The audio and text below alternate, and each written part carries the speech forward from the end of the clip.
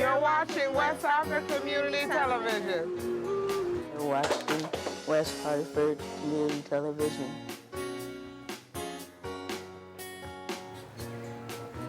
You're watching West Hartford Community Television.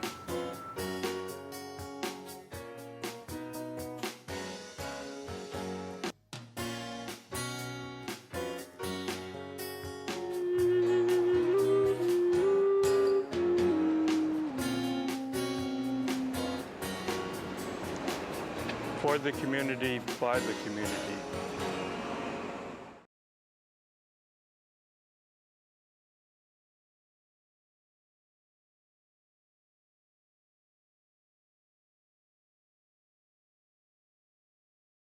Hello, and welcome to this episode of Reality Scoop. Very pleased to have two amazing ladies here with us today. From Connect and Improv, I'd like to welcome Ellen Feldman-Ornato and Jenny Drescher to the show. How are you, ladies? We're great, Shonda. Very good, and welcome. So today we're going to talk about how they help people to become their authentic selves. Is that correct? Yep. Through Connect and Improv, which is their company. They actually go to different organizations. You work with different organizations and help people through employee programs to kind of use improvisation to get out of the box. Correct? Yes. Okay. So tell me, how did you come up with this concept? Well, a few years ago, we started learning improv together at the same time. We started taking improv classes at our local theater company, CT Improv, out of Connecticut. They're a lot of fun, great group of people. And we were both already in facilitation and coaching and training at that point. So as soon as we started doing improv, we said, this is a perfect fit for the other work that we're doing. So we immediately started learning improvisation and applying all the gifts of improvisation to our existing work. Yeah, very nice. And then in 2014, we went to our first Applied Improvisation Network International Conference in Austin, Texas. And we came off of that saying, you do this and I do that, and we have this improv thing in the middle, and we learned about applied improvisation, which is basically taking the principles and practices of improv and applying them in business settings. People also use it in music and therapy. Right. And so we said, how can we combine our skills and talents, overlay the improv on it, and create a business that is both of ours? Wonderful. And so you've actually incorporated earlier this year, is that correct? Yeah. But you've been doing this since about 2014? Yep. Oh, wonderful. Formally as a business, yes. Oh, We've very been nice. improvising for much longer than that. Okay, very nice. And so what interests me about both of your backgrounds is that Jenny used to do Bridge to Coach. That's like a life coaching program. Yeah, so I have my own company, which is Bridge to Choice Coaching. Okay. So yeah, I'm a certified life coach, although I don't usually use that moniker because it can mean a lot of different things. So I focus on helping people to become more at choice in their lives, to really notice what's stopping me, where am I not in the driver's seat of my own life, and what do I need to do to shift into being more in charge of my own destiny, in essence, and be more of who I really am. Set aside the shoulds. Right. We've all got a lot of right, shoulds. Right, exactly. So That's how most people live, should. Yeah, should. Yeah. Absolutely. So, and Ellen, at one point you were a director for a nonprofit program called Live Kind, helping teachers to teach children how to be kind and empathetic. Yeah, I was the education director. I actually still am. Okay. And LiveKind creates original videos of children and adults talking about their experiences with name calling and bullying. We're doing work in New Haven right now with the New Haven Police Department very nice. and local community members to start conversations. The whole national dialogue now about race and police and all of that. That's the perfect example of where LiveKind is relevant, is bringing groups together that have a different point of view and getting them to talk with each other towards Exactly. resolution. Yeah, so that's a piece of what I do, and then I also have my consulting company where I do all sorts of unconscious bias and diversity training and personality type and conflict resolution. So Nice. That's the next piece, is that that's correct? the next piece, Yes. right? That's the name of the company. Very nice. Yeah. So what type of clients or target market do you have currently? What do you find is your biggest market that you're working with currently? For Connect Ann? Yes, for Yeah. Connect and Improv. Recently, we've really enjoyed working with associations and volunteer bases. So we are working with organizations that have a large volunteer force at work in the marketplace. So they need to go out and they need to be seen. They need to be Yes. comfortable. They need to be able to connect with people really in a confident and powerful way without necessarily just dumping information all over the people that they meet, Right. or without shying away if someone brings an opposing point of view to the table. So if you're standing there and you're at, say, a business expo for a volunteer organization, you need to be able to interact with a lot of different kinds of people. Exactly. So we help their volunteers to be able to be better at that. More empowered, better at Yes. listening, better at taking nothing personally and truly being there in service to the people who are speaking with them. And learning how to find value in being challenged about the mission and work of the organization as an opportunity to explain what they do, and to help the person to see a different point of view without feeling offended Right. or attacked, Right. which is a key Exactly. life skill. It transfers right into the workforce. Yeah. We also have taken those same principles and we run public programs. So if you're a person who, say, is afraid of public speaking and you enroll in our public speaking program, what ends up happening is you learn how to not take that guy in the audience who's making that face, how to not take that personally. So this whole principle of not taking things personally and setting aside some of those elements like other people's emotions or signals. How do I just, if I'm a speaker, how do I just be comfortable in being who I really am and connect with my audience in a really natural way? Right. So one of the ways that we do that is we talk with the folks in our class about the fact that if you were in an improv scene, think of the audience as your scene partner. They're giving you feedback all the time that can inform either what you do or don't do, right? But they're still just, whatever they're doing, and it's your interpretation of it that helps you decide whether to be at ease or to start to get uncomfortable. And people are afraid of public speaking because they're afraid they'll get up there and they'll lose their thoughts or they'll lose their Exactly, place. yes. So another thing that we do in our classes is we detune their aversion to making mistakes by throwing them into improv exercises where making a mistake is celebrated, right? We applaud wildly when people make mistakes because really there are no mistakes to be made if you're doing an improv exercise. That's true. And they get over their fear of doing things wrong, little by little. And you see their confidence grow and they walk a little taller, and then we find out that they've gotten a job promotion as a result of their new way of being from being in the classes, which is really rewarding for us. Super exciting. Yeah. And Jenny, you're still doing improv on the side? I do. I'm a performance improviser as well as the work that we do in Connect and Improv. So I actually perform on two teams. One is in Western Massachusetts with the Happier Valley Comedy Company. So I'm part of a family show. So we do improv for an audience of families. So it's from about age 6 to about age 11. So that's very goofy and very physical and very hands-on. And, we pretend to be giant trees and things like that. So the kids love it. And then my more adult side of my performance life is with my partner, Chris. He and I are a two-person team called Boop. So, and we're going to be, the CT Theater in Hartford is opening up this August. And so we're one of the house teams for them. So we're really excited about that. Congratulations on that. That's nice. thank you. Yeah. Wonderful. And so wanted to just take a moment to just say you're from originally Mansfield, correct? And Ellen is originally a West Hartford resident. So welcome back, Ellen. Thank you. Also, she's a graduate of Hall High School. So all the high school graduates out there, hey, this could be you. Yeah. So wanted to say welcome to both of you. And so with the improv that you do, there's also a medical side to helping doctors and nurses become more authentic as they work with one another. So tell us about that. Yes. So when you're involved in doing improv, the key skills that improve just as a result of being involved in the process is you become a better listener. You stay in the moment. You take the offers that people give you and you accept them and find value in them. And that's how scenes build.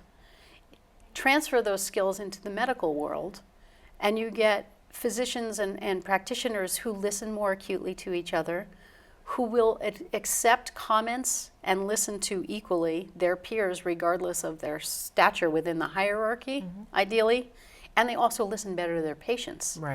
Right? So we were certified at the Feinberg School of Medicine at Northwestern University last month. Wow. To teach a formal course, thank you, called Medical Improv. And they're teaching it as a selective in their medical school, and we're hoping to actually roll that out very soon and find some partners in the medical community who want to try that with their teams to see how that can increase the working relationships of the people who work within the practice and also patient satisfaction. Wow. Which is something hospitals are concerned about and get measured on these days. Yes, definitely. And so have you ever thought about taking it to, since you work with the nonprofit in the schools, have you thought about doing it with teachers, universities? Yeah, actually, we are currently, we did a semester with Central Connecticut State University. We started some programs with them this past spring. Wow. So we'll hopefully be carrying that over into the fall. And we just met with another university this morning. We met with some folks over at UConn because they're interested in learning how to apply these principles and skill building to career development for graduating students, because it's so essential to be able to really connect with people, especially if you're going into business. You need to be able to really shift and adapt with what people are doing, and that's one of the gifts of improv, is that it gives us a great deal of flexibility. So career development skills like interviewing and changing rapidly are very useful for the workplace. Yeah, there are several MBA schools now across the nation where business improv is actually a mandatory course. Wow. So this whole concept of bringing improvisation into the business setting is an evolving trend.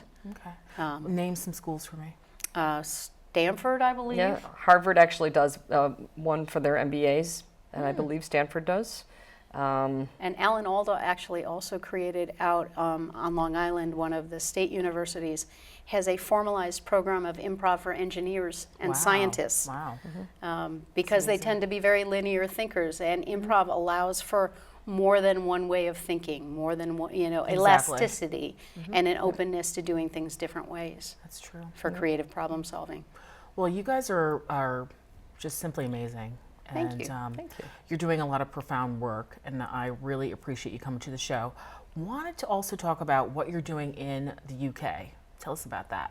Oh, we're so excited. Do we need to speak with a British accent for this one? No, let's not do that. We won't torture the audience with our really bad accents today. Really bad British accents. So we're going, the Applied Improvisation Network is a worldwide network that we belong to, and it's a network of people who do this work, who take improvisation and apply it in many other fields with the skills and principles.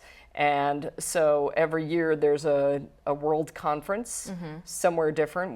We've been here stateside for the last 2 years, and now we're going to the UK in a couple of weeks for the next one, and we will be facilitating 2 breakout sessions at that conference on some of our work and how we like to use it so that we can share it with other practitioners. Okay, great. Yeah. Now, tell us a little bit about some of your success stories. Who are the people that you find have the most phobias? Tell us, some success stories that you've had with some of your workshops. Michelle. Michelle. Michelle. Hi, Michelle. Michelle came to us because she had a desire to grow her business. She writes content for websites, and she knew that one of the ways to spread the message about the importance of content for websites was to do talks out in the world and talk to people about how to have a punchy opening and all that good stuff. And when she came to us, her voice was barely audible, kind of like this, and she would look up and over her like that. That was, and her body language was very closed. She went through the 8 weeks, and now she's looking for places to speak all the time. Wow. She got up in front of 80 people at one of the meetings of the eWomen Network and just hit the ball out of the park. She was having fun. She was relaxed. She was relating. She was using props. And, you know, she's just completely blossomed. And she won the Speaker of the Night award that night. She did. wow. Out of all the people that spoke that night, she won the whole audience hands down. Wow. Yeah. That is And awesome. so it was wonderful to see her. We call her our mouse to powerhouse example because that's what she did. She really went from Nice. this to just taking over the room. And I believe we have a testimonial from her now. Just a moment. My name is Michelle De Lima. I want to tell you that I have been so excited that I am in Ellen and Jenny's improv class. I have been bragging on it to everybody I know and letting them know everything about my ability to stand up in front of people and talk to them has changed. I was the classic nervous wreck. I couldn't breathe. I would be so scared to be in front of people. And now, oh my God, every time, every class, I'm like, oh my God, I want to jump up and I want to be first because I really love it, but I have to be polite and not, I have to let other people go first. But now it's just great. It's such a breakthrough.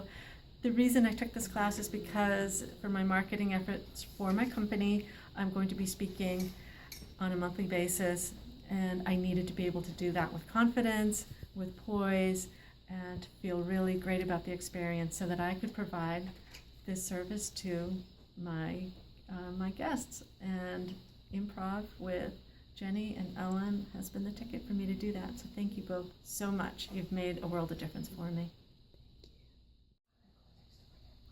Hi, I'm Mike Liebenson, and the best thing about this class was the feeling that I walk away with, even from the first session, where I feel more present, more like I'm able to connect with other people in any situation, whether it's just a regular conversation or a sales conversation.